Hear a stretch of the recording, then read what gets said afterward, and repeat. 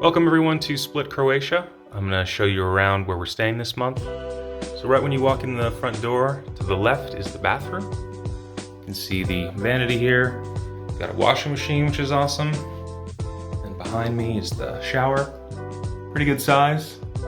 And more importantly, consistent hot water. It was a little bit of an issue in Valencia.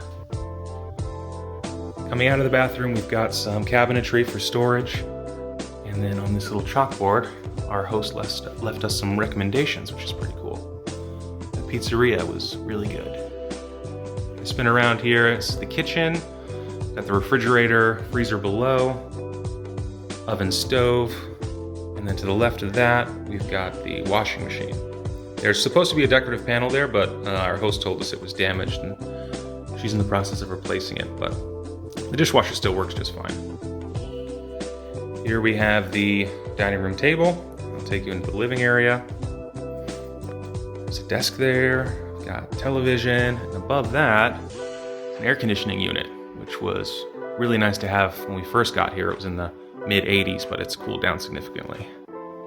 And we've got a window, which actually has a pretty nice little view. Mountains in the background.